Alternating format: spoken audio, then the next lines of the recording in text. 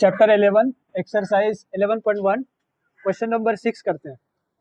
Question क्या है, एक त्रिभुज एबीसी बनाइए जिसमें बीसी 7 सेंटीमीटर, कोण बी 45, कोण ए बराबर 105 डिग्री हो।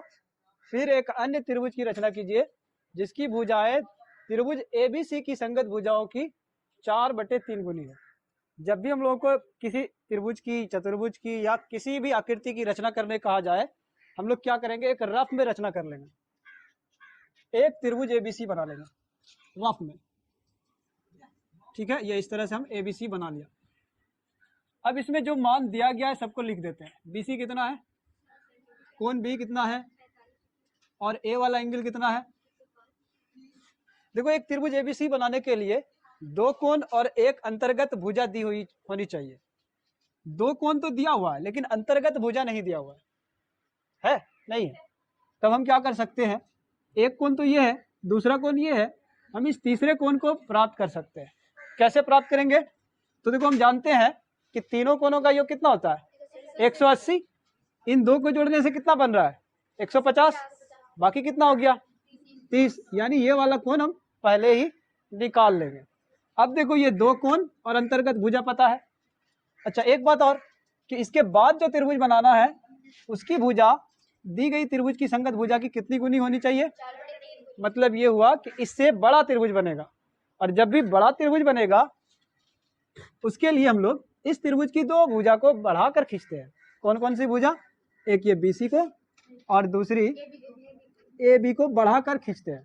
तो इतना सब पहले ही क्वेश्चन शुरू करने से, यानी रचना शुरू करने से पहले ही सोचना समझना होगा। अब आ जाओ हम लोग इसको बनाते हैं। सबसे पहला काम क्या है, यहाँ बीसी करना। बीसी के लिए स्केल रख करके इस तरह से एक लाइन बना लिया, ठीक है। अब बीसी 7 सेंटीमीटर रेखाखंड खींचना है। स्केल को 7 सेंटीमीटर तक फैलाना है, जीरो पर रख करके। जीरो पर रखने के बाद 7 सेंटीमीटर फैला लेने के बाद एक किनारे इस तरफ बाईं तरफ इसको रखते हुए चाप कटा लेना है कुछ इस तरह से कि ये सुई का नोक है और ये पेंसिल है, इस तरह से कटा लिया। अब क्या करना है, छोर बदल लेना है। छोर बदल करके फिर से इसको कटा देना है। ये रेखाखंड बन गया। इसका नाम भी लिख देना है बीसी। कितना सेंटीमीटर, 7 सेंटीमीटर, ठीक है। बीसी खींच लिया, बढ़ाकर खींचा। बी पर कितना कोण बनाना है 45। 45 का कोण बनाने के लिए सबसे पहले 180 का बनाना होगा बी पर। डिवाइडर को बी पर रख करके 180 का ऐसे चाप खींचोगे, खींच लिया। इसका आधा करोगे तो 90 का होगा। आधा करने का तरीका बताया गया है कि ये जो 180 डिग्री का चाप होता है इसके एक छोर पर रख करके डिवाइडर को आधा से अधिक फैलाओ। आधा हमको लग रहा है यहाँ तक हो जाएगा। आधा से अधिक फैलाकर चाप कटाओ, फिर छोर बदल कर चाप कटाओ। ये पॉइंट मिलेगा, इस पॉइंट से बी को मिलाकर बस सिर्फ 90 का चाप बनाना है। पूरा लंबा नहीं खींचना इसको। यहाँ 90 का चाप बना लिया। ये चाप 90 डिग्री का है, हमको 45 बनाना है तो 90 का आधा करना होगा। आधा करने का तरीका वही है, इस चाप के एक छोर पर रखकर आधा से अधिक फैलाकर फिर चाप कटाया, फिर छोर बदल कर उसी चाप को कटाया। यहाँ एक पॉइंट मिला, इस पॉइंट से बी को मिलाकर खींचना है, लेकिन लंबा खींचना है क्योंकि त्रिभुज जो बनाएंगे इसके बाद वो बड़ा होने वाला। तो इस तरह से ये कोण हो गया 45 डिग्री का। बी पर कोण बन गया। सी पर कितना बनाना है 30 डिग्री का। समझो 30 डिग्री कैसे बनाया जाएगा। 30 बनाने के लिए पहले 180, फिर जिस चाप जितना फैलाकर हम 180 बनाए हैं उसी को एक छोर पर रख करके एक बार कटा दो, ये 60 हो जाएगा। और फिर इस चाप का आधा कर दो, ये 60 डिग्री का चाप है, इस चाप का आधा कर दो। आधा करने का तरीका जो यहाँ बताया वही रहेगा। एक छोर पर रखो, आधा से अधिक फैलाओ, चाप कटाओ कुछ इस तरह, छोर बदल कर फिर चाप कटाओ कुछ इस तरह, पॉइंट मिलेगा। इस पॉइंट से सी को मिलाकर खींच दो। ये दोनों पॉइंट से मिलाकर जब हम खींचेंगे तो सामने वाली भुजा को ये काटेगा, और जहां पर काटेगा वही बिंदु ए होगा। यहाँ 30 डिग्री का कोण बन गया है, ये 45 डिग्री। यहाँ का कोण जब हम मापेंगे तो 105 डिग्री ही आएगा, ठीक है। चांद रखकर इसको माप भी सकते हैं। अब हम लोग को क्या करना है, एक और त्रिभुज बनाना है जो इस एबीसी त्रिभुज का 4/3 गुना होगा। तो अब पहले जैसा काम होगा कि एक न्यून कोण बनाती हुई रेखा या किरण बी से नीचे खींच लेंगे, ठीक है। कितना बिंदु बनाना है इस पर? 4 बिंदु लेना है। सबसे हाईएस्ट पॉइंट यहाँ जो होगा, जो बड़ा नंबर होगा, उतना ही बिंदु यहाँ इस किरण पर लेना है, बराबर दूरी पर। डिवाइडर को फैलाना है 1 सेंटीमीटर या उससे अधिक। फैलाने के बाद 4 बराबर दूरी पर बिंदु कटाना है। B1 पहला पॉइंट होगा, दूसरा B2 होगा, तीसरा B3 और फिर B4 होगा। क्या करना है? सबसे पहले C जो मिलेगा वो किस पॉइंट से मिलेगा? 3 से। नीचे जो पॉइंट होता है उसी से मिलेगा। तो हम यहाँ 3 से किसको मिला देंगे? C को।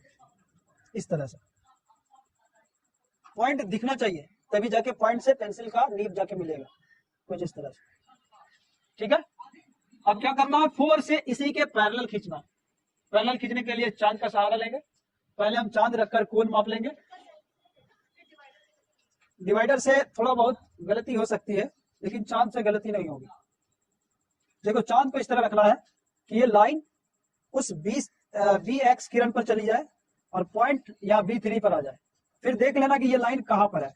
जैसा कि अभी हम लोगों को दिख रहा है, ये 96 के आसपास है, सॉरी 106 के आसपास है, 106 डिग्री। तो हम क्या करेंगे? अब इसको B4 पर रखेंगे और 106 डिग्री जहां बनता है वहां पर एक पॉइंट क्रिएट करेंगे, ये इस तरह से।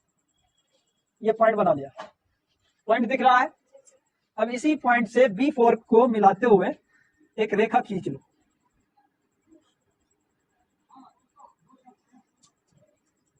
इस तरह से इसको देख सकती हो, थोड़ा सा उठा करके कॉपी, कि ये गैप बीचों बीच बराबर है कि नहीं। गैप बराबर है तो समझो ये पैरेलल हो गया। अब ये जहां इस BC की बढ़ी हुई भुजा को काटता है वो बिंदु C डैश होता है। अब उसी तरह जैसा कि अभी इसके पैरेलल खींचा, इसके भी पैरेलल C डैश से खींचना। तो क्या करेंगे? फिर यहाँ C पर जो कोण बना है इसको माप लेंगे, यहाँ रखते हुए। अभी हम कोण देख पा रहे हैं इसमें 20, 25, 26, 27 के आसपास है। तो हम यही कोण यहाँ C डैश पर भी बनाएंगे। कुछ इस तरह का बिंदु मिलेगा। ये बिंदु मिला हमको, इस बिंदु से C डैश को मिलाकर खींच लेना।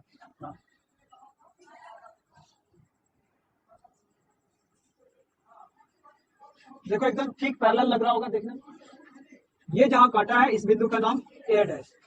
अब ये A डैश BC डैश अभिष्ट त्रिभुज बन गया। इसकी जांच करनी है कि क्या ये वाकई में 4/3 गुनी इसकी भुजा है या नहीं। बन के रेडी हो गया है। हम यहाँ लिख सकते हैं, अतः A डैश BC डैश अभिष्ट त्रिभुज हुआ। ठीक है, यही बनाने दिया था हम लोग, तो बना दिया। लेकिन ये कहां तक सही है, अब इसकी जांच कर लेंगे। तो जांच कैसे करेंगे? सिंपल है, A डैश B AB का 4/3 गुना होगा। अब AB की लंबाई हम लोग पहले माप लेंगे। AB की लंबाई माप लेंगे, इसी से हम माप लेते हैं। हालांकि ये सेंटीमीटर स्केल तो नहीं है, हम इंच वाला पैमाना इस्तेमाल करते हैं। ये हो गया 7.9, AB हो गया 7.9 इंच।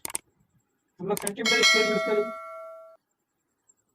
अब यहाँ गुना करेंगे, 4 9 36, 3 से भाग करो तो 3 9 30, 3 5 15। 1 से मापे थे।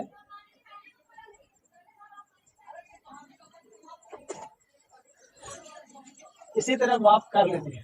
हालांकि ये इंच वाले देख लेना सेंटीमीटर स्केल में, ये हो सकता है कि एकदम बराबर आ जाए।